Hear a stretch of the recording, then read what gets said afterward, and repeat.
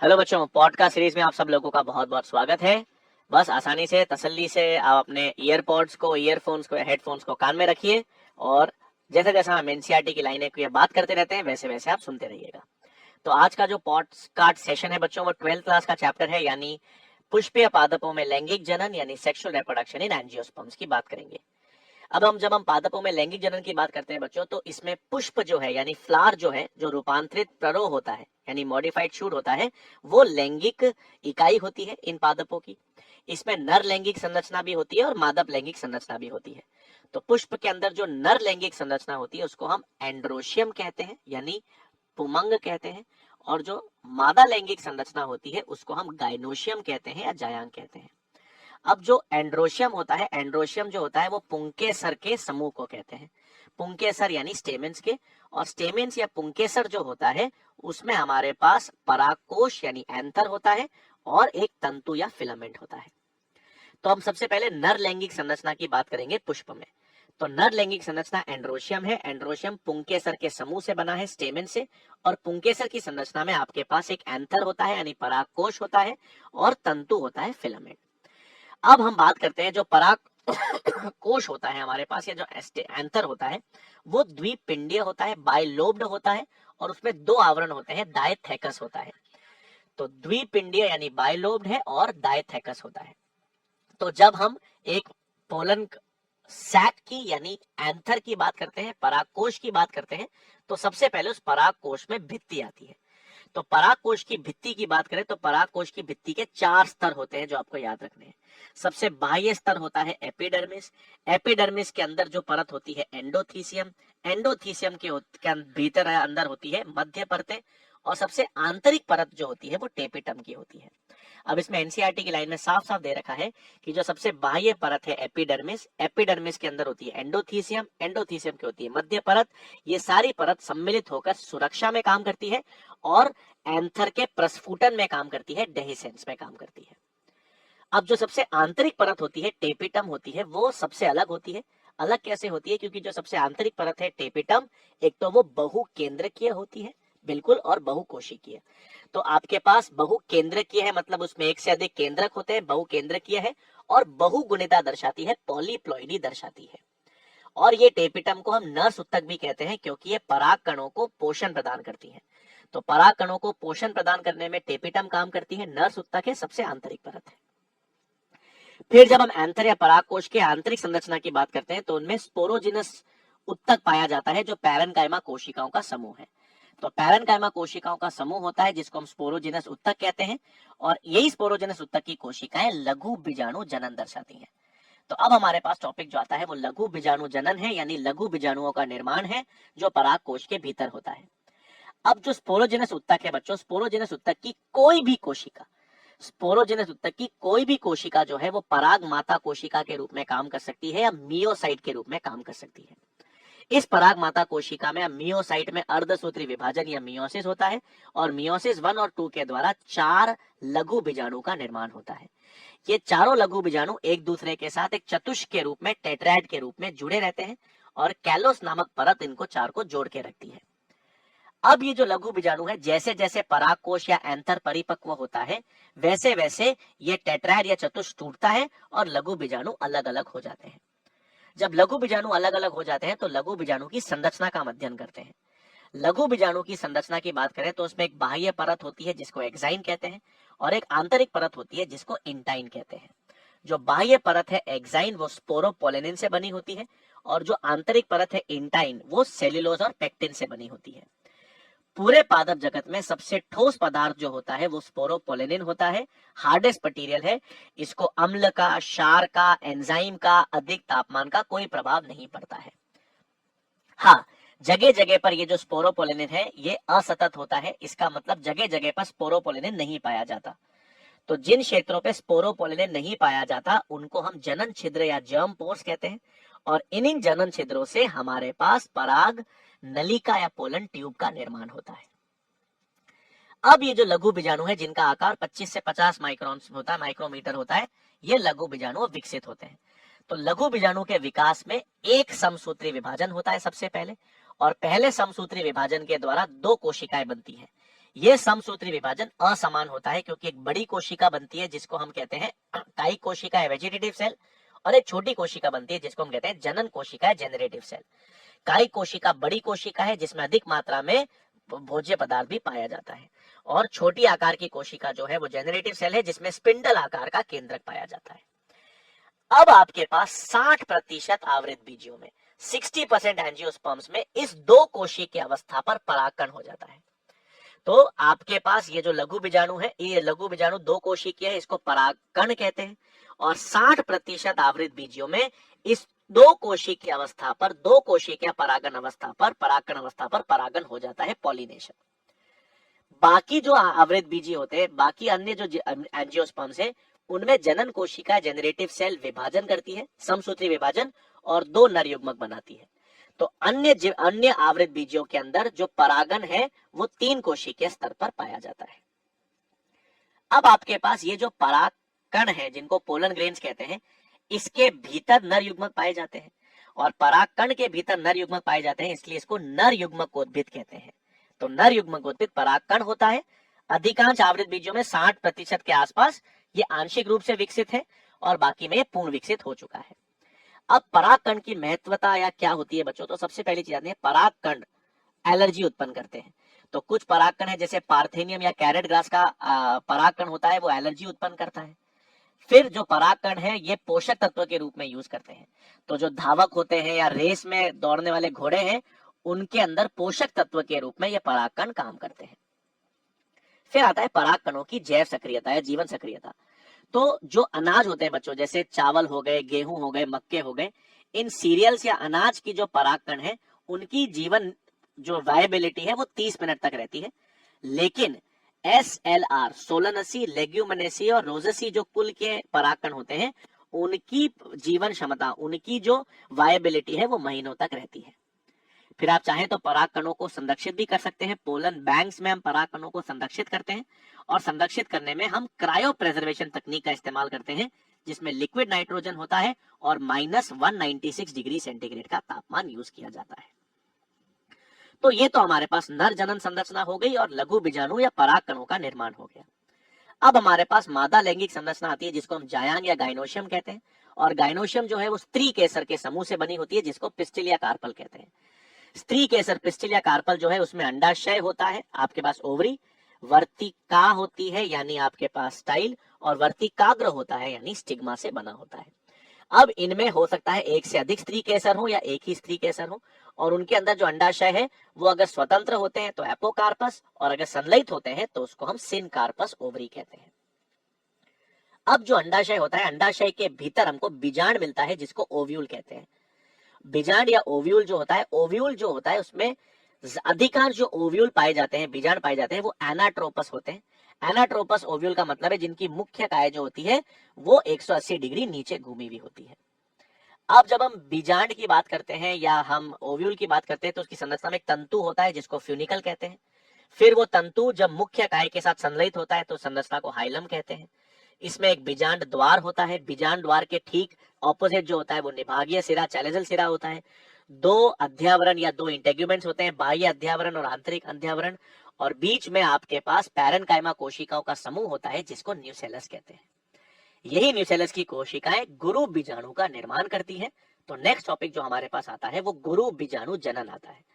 अब गुरु बीजाणु जनन में आपको याद रखना है कि जो न्यूसेलस है या जो बीजांड है ओव्यूल, ओव्यूल में जो कोशिकाएं हैं जो बीजांड द्वार की तरफ होती हैं, माइक्रोपाइलर एंड की तरफ होती हैं, वो गुरु बीजाणु मात्र कोशिका या मेगास्पोर मदर सेल या मियोसाइट के रूप में काम करती है। इसमें अर्धसूत्री विभाजन या मियोसिस होता है और 4 अगुणित गुरु बीजाणु बनते हैं। उसमें से 3 तो बहुत छोटे होते हैं, नष्ट हो जाते हैं, और एक ही गुरु बीजाणु सक्रिय रहता है। तो एक गुरु बीजाणु सक्रिय रहता है, उसको मेगास्पोर कहते हैं। अब ये गुरु बीजाणु में विकास होगा, और गुरु बीजाणु के विकास में 3 स्वतंत्र केंद्रक विभाजन देखे जाते हैं। तो गुरु बीजाणु के विकास में 3 स्वतंत्र केंद्रक विभाजन होते हैं जिससे 8 केंद्रक बनते हैं, और उसके बाद कोशिका द्रव्य होता है जिससे 7 कोशिकाएं बनती है।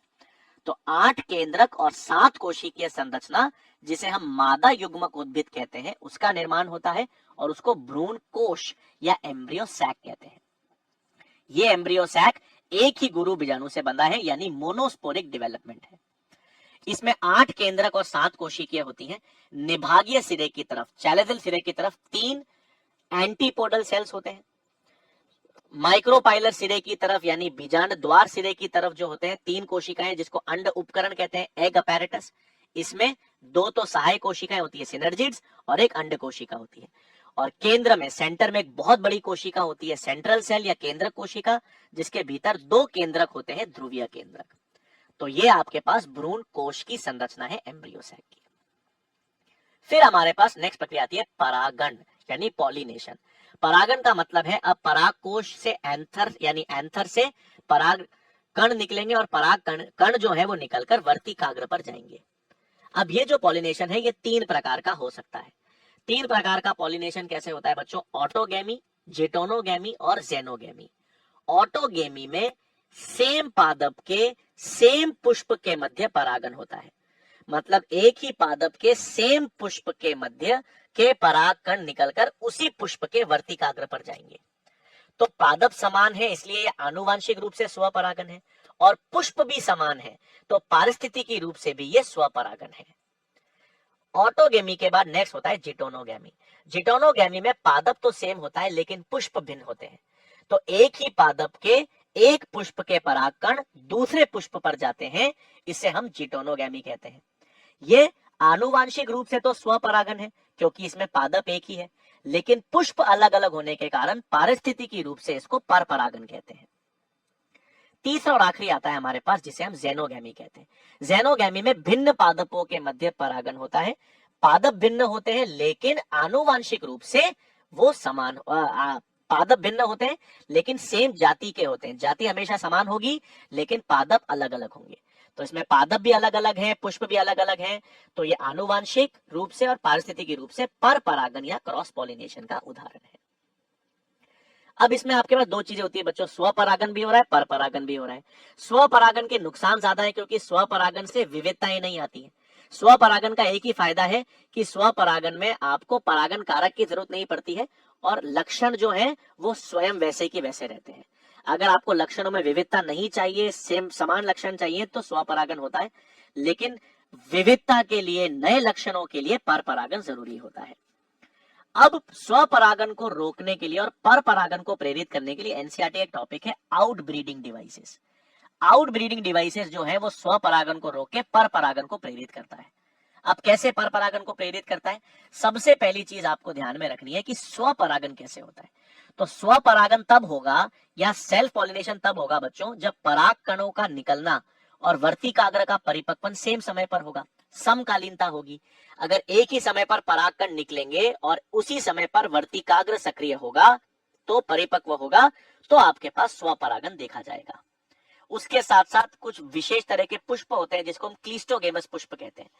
ऐसे उभयलिंगी या बायसेक्सुअल पुष्प होते हैं जो हमेशा बंद रहते हैं और नहीं खुलते हैं। जो हमेशा बंद रहेंगे और कभी नहीं खुलेंगे तो उनमें केवल स्वपरागण ही होगा, उनमें परपरागण की संभावना नहीं होती है। तो क्लिस्टोगेमस पुष्प का होना या आपके पास सेम समय पर, एक ही समय पर परागकण का निकलना और वर्तिकाग्र का परिपक्वन होना, ये सब स्वपरागण को प्रेरित करते हैं। स्वपरागण को रोककर परपरागण को प्रेरित कब किया जाएगा? जब आपके पास परागकणों का निकलना, परागकणों का स्त्रावन और वर्तिकाग्र का परिपक्वन अलग अलग समय पर होता है, विषम कालीनता जिसे हम कहते हैं। तो अगर अलग अलग समय पर होगा तो उनमें स्वपरागण नहीं हो सकता, परपरागण ही देखा जाएगा। दूसरे होते हैं चैस्मोगेमस पुष्प, जो बिल्कुल क्लिस्टोगेमस के विपरीत होते हैं। चैस्मोगेमस पुष्प होते हैं जो हमेशा खुले रहते हैं, और खुले रहेंगे तो वो किसको प्रेरित या क्या प्रेरण करेंगे? परपरागण दर्शाते हैं। उसके अलावा वर्तिकाग्र जो होता है, वर्तिका जो होती है, वर्तिका की लंबाई अगर कम ज्यादा हो तो वो भी स्वपरागण को रोकती है और परपरागण को प्रेरित करती है। दूसरा, अगर आप बायसेक्सुअल या उभयलिंगी पुष्प में स्वपरागण को रोकना चाहते हैं तो हमारे पास इमैस्कुलेशन, विपुंसनता एक तकनीक होती है। विपुंसन या इमैस्कुलेशन में हम क्या करते हैं? बायसेक्सुअल पुष्प लेते हैं और उनके पुंकेसर को हटा देते हैं। अब आपने उनके पुंकेसर को हटा दिया तो वो मादा पुष्प के रूप में काम करेगा, और मादा पुष्प के वर्तिकाग्र को हम बटर पेपर से या बैगिंग के द्वारा ढक देते हैं ताकि कोई अनावश्यक परागकण उस पर ना गिर पाए। अब आप जिस भी पादप का परागकण लेना चाहते हैं वो परागकण आप उसके वर्तिकाग्र पर डाल सकते हैं। इसको हम विपुंसन कहते हैं और ये कृत्रिम संकरण या आर्टिफिशियल हाइब्रिडाइजेशन में यूज किया जाता है। फिर आपको ध्यान रखना है बच्चों, एक तकनीक होती है स्व असंगतता। स्व असंगतता आनुवांशिक रूप से नियंत्रित होती है और ये भी स्व परागन को रोकने में काम करती है, और स्व परागन को रोकेगी तो पर परागन को प्रेरित करने में स्व असंगतता तकनीक भी काम करती है। फिर आता है बच्चों पोलन पिस्टिल इंटरैक्शन आता है। उससे पहले आपको परागन कारक याद रखने हैं। अब परागन कारक में आपके पास अजैविक भी होते हैं और जैविक कारक भी होते हैं। अजैविक में वायु द्वारा परागन होता है जिसको एनिमोफिली कहते हैं, जल द्वारा परागन होता है उसको हाइड्रोफिली कहते हैं। वायु द्वारा जो परागन होता है यानी एनिमोफिली, वायु द्वारा परागन होता है उसके कुछ लक्षण होते हैं। एक तो उसमें आपको ध्यान में रखना है परागकण जो होते हैं वो अधिक मात्रा में निकलेंगे, बिल्कुल हल्के होंगे और चिपचिपे नहीं होते हैं। तो हल्के होते हैं, चिपचिपे नहीं होते हैं और अधिक मात्रा में स्रावित होते हैं। जो वर्तिकाग्र होती है वो रेशेदार फेदरी होती है ताकि वो आसानी से पकड़ सके। एंथर जो होते हैं, पुंकेसर होते हैं, वो वेल एक्सपोज खुले रहते हैं। पुष्प जो होते हैं वो छोटे छोटे होते हैं और एक पुष्प क्रम में व्यवस्थित रहते हैं, और पुष्प छोटे होते हैं और हर पुष्प के भीतर एक ही अंडाशय पाया जाता है, और अंडाशय के भीतर एक ही बीजांड पाया जाता है। तो अंडाशय के भीतर एक ही बीजांड पाया जाता है, ये भी वायु द्वारा परागन वाले पादपों के लक्षण है। वायु द्वारा परागन के उदाहरण आपको याद रखते हैं, मक्का होता है बच्चों, मक्का है, घास हो गई, जिम्नोस्पर्म्स हो गए, कैनबिस हो गए, मक्का, ये सब वायु द्वारा परागन है। जल जल द्वारा परागन जो होता है हाइड्रोफिली, वो बहुत कम पादप दर्शाते हैं। मतलब आवृत बीजों में द्विबीज पत्री या डाइकॉट्स तो कोई नहीं दर्शाते, एक बीज पत्री में भी केवल 30 वंश होते हैं जो जल द्वारा परागन दर्शाते हैं। जल द्वारा परागन जल की सतह पर भी हो सकता है और भीतर भी हो सकता है।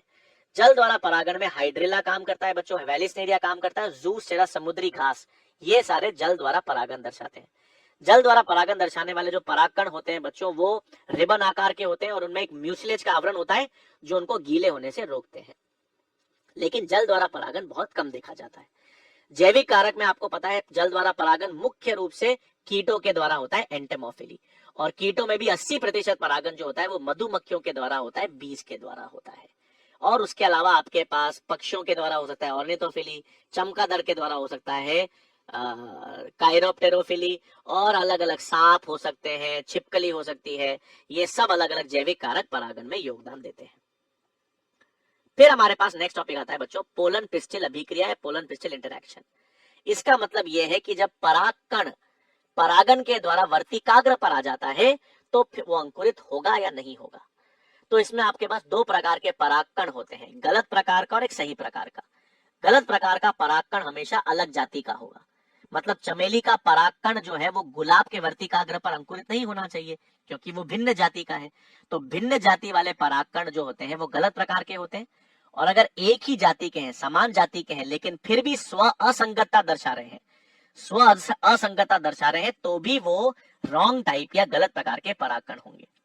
यानी सही प्रकार के परागकण वही होते हैं जो समान जाति के हों और समान जाति के साथ साथ स्व संगतता दर्शाते हो, सेल्फ कंपैटिबल हो।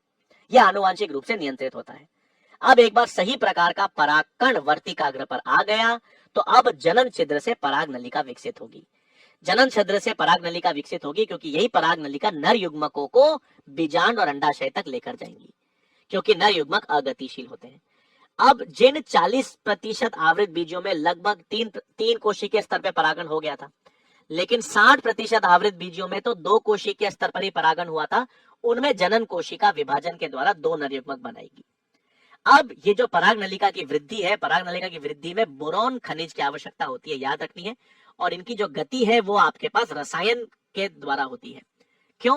क्योंकि जो बीजांड था, बीजांड के भीतर जो भ्रूण कोश थे, भ्रूण कोश में 2 सहायक कोशिकाएं सिनर्जिड्स थे। सिनर्जिड्स के अंदर विशेष फिलीफॉर्म अपैरेटस नामक संरचना पाई जाती है और ये फिलीफॉर्म उपकरण रसायन या कार्बोहाइड्रेट्स का स्रावन करते हैं जो पराग नलिका की दिशा को निर्देशित करने में काम करते हैं। तो पराग नलिका नर युग्मकों को लेकर सबसे पहले कहां आती है? बीजांड में, अंडाशय में प्रवेश करती है और अंडाशय से होते हुए फिर बीजांड में प्रवेश करेगी। बीजांड में हमेशा वो सूक्ष्म यानी बीजांड द्वार माइक्रोपाइलर एंड वाले सिरे से प्रवेश करेगी और अपभ्रश सिनर्जिड्स में अपने 2 नर युग्मक डाल देगी।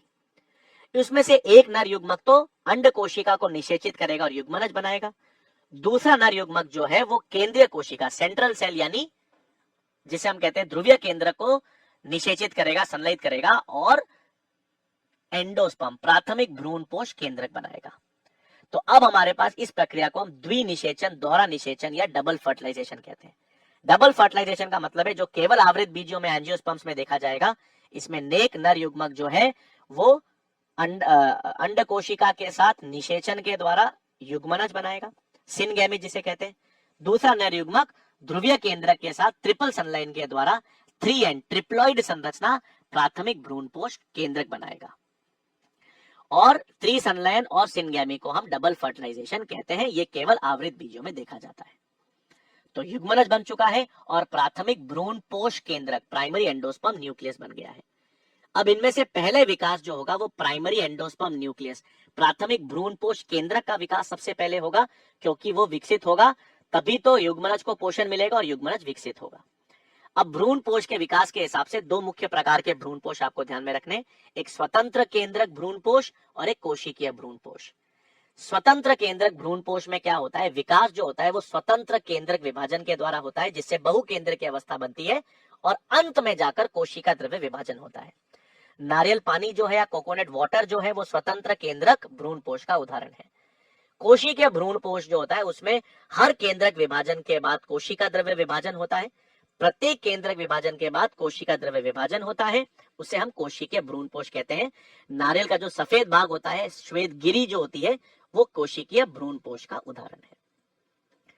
भ्रूणपोष के आधार पर अब आपको याद है दो तरह के भ्रूणपोष हो सकते हैं, एक जो पूरे के पूरे, एक जो बीज के अंदर विद्यमान रहता है, पूरा खत्म नहीं होता है, और एक वो होते हैं भ्रूणपोष जो बीज के अंदर नष्ट हो जाते हैं, खत्म हो जाते हैं, क्योंकि पूरे के पूरे भ्रूण उसको इस्तेमाल कर लेता है।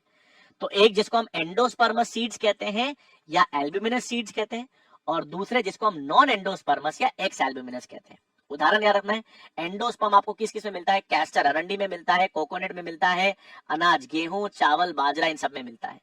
जो नॉन एंडोस्पर्मस है, एक्स एल्ब्यूमिनस है, जिनमें भ्रूणपोष खत्म हो जाता है, नहीं मिलता है, उसमें आपके पास मटर है, पी है, ग्राउंडनट है, मूंगफली है, बीन सेम है। फिर हमारे पास युग्मनज का विकास होता है। तो युग्मनज के विकास में समसूत्री विभाजन होते हैं। युग्मनज के विकास में 2 कोशिका अवस्था बनती है, 4 कोशिका अवस्था बनती है, 8 बनती है। फिर आपके पास एक ग्लोबुलर अवस्था बनती है। ग्लोबुलर अवस्था के बाद आपके पास हृदय आकार का भ्रूण बनता है और फिर परिपक्व भ्रूण बनता है। इसमें जो हृदय आकार का भ्रूण तभी बनता है जब उसमें 2 बीजपत्र होते हैं, यानी वो द्विबीजपत्रियों का लक्षण होता है, एक बीजपत्री भ्रूण का लक्षण नहीं है। एक बीजपत्री और द्विबीजपत्री भ्रूण के चित्र पर सवाल आता है। चित्र बताना पॉडकास्ट के माध्यम से थोड़ा सा मुश्किल है, बट आपको इतना याद रखना है कि द्विबीजपत्री भ्रूण में 2 बीजपत्र होते हैं, एक एम्ब्रियोनल अक्ष होती है और उसमें आपके पास हाइपोकोटाइल और एपिकोटाइल होते हैं। हाइपोकोटाइल संरचना जो होती है वो रसांकुर बनाती है, मूलांकुर बनाती है, रेडिकल, और उस मूलांकुर से आपके पास मूल तंत्र विकसित होता है। जो एपिकोटाइल है उससे प्लिम्यूल बनता है, प्रांकुर बनता है, जिससे प्ररोतंत्र या शूट सिस्टम बनता है। एक बीजपत्री भ्रूण की बात करें, जैसे मक्के में या घास में होता है, तो एक बीजपत्री भ्रूण में एक ही बीजपत्र पाया जाता है, जिसको हम स्कुटेलम कहते हैं, और बाकी इनमें अविभेदित आच्छद पाए जाते हैं, जिसको कोइलोप्टाइल प्रांकुर चोल और कोइलोरिजा प्रांकुर मूल कहते हैं। फिर हमारे पास आता है बच्चों, जब अब निषेचन के बाद अब बीज का निर्माण हो जाता है, तो बीज का निर्माण होता है। बीज के निर्माण के बाद थोड़ी निष्क्रिय अवस्था रहती है, जिसको हम बीज प्रसुप्ता कहते हैं, और अनुकूल परिस्थिति आने के बाद बीज अंकुरण देखा जाता है। तो बीज अंकुरण के लिए सबसे मुख्य आवश्यक लक्षण होते हैं वो जल और ऑक्सीजन। जल और ऑक्सीजन बीज के निर्माण के लिए जरूरी है, और बीज के कई सारे लाभ या फायदे हैं, क्योंकि बीज में बीज चोल होता है, सीड कोट होता है बच्चों, और बीज चोल जो है वो भ्रूण को सुरक्षा प्रदान करता है। उसके बाद बीज प्रकीर्णन के कारण एक पादप नए आवासों में जा सकता है। तीसरा पोषक तत्व है, पोषण जो होता है वो भ्रूण को मिलता है बीज के कारण, और क्योंकि ये आनुवांशिक लैंगिक जनन के द्वारा विकसित हुआ है, और लैंगिक जनन के द्वारा विकसित हुआ है, इसलिए इसमें आनुवांशिक भिन्नता भी देखी जाती है बीज में। 2 ऐसे बीज के उदाहरण आपको याद रखते हैं जिनकी वायबिलिटी या जीवन क्षमता बहुत ज्यादा है। एक फिनिक्स डैक्टिलीफेरा होती है और एक लुपिनस आर्क्टिकस। 2000 और 10,000 इनका जो वायबिलिटी है वो कई हजारों वर्षों तक देखा जाता है। अब आपको ध्यान रखना है बच्चों, वैसे तो बीज में एक कुछ ऐसे बीज होते हैं, जैसे अरंडी हो गया आपके पास, कैस्टर हो गया, बीट रूट हो गया आपके पास, चुकंदर हो गया, काली मिर्च हो गई, ब्लैक पेपर हो गया। ये जो आपके पास बीज होते हैं, इनके अंदर जो न्यूसेलस होता है वो अपभ्रश नहीं होता, वो विद्यमान रहता है। और जिनमें वो न्यूसेलस यानी बीजांडकाय जो है वो विद्यमान रहती है, अपभ्रश नहीं होती, उनको हम पेरिस्पर्म कहते हैं, परिभ्रूणपोष कहते हैं, पेरिस्पर्म।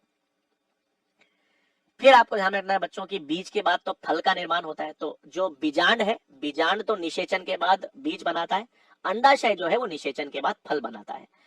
फल में हमारे पास 3 प्रकार के होते हैं, ट्रू, फॉल्स और पार्थेनोकार्पिक फ्रूट्स। ट्रू फ्रूट जो होते हैं, जो जो वास्तविक फल होते हैं, वो अंडाशय से विकसित होते हैं।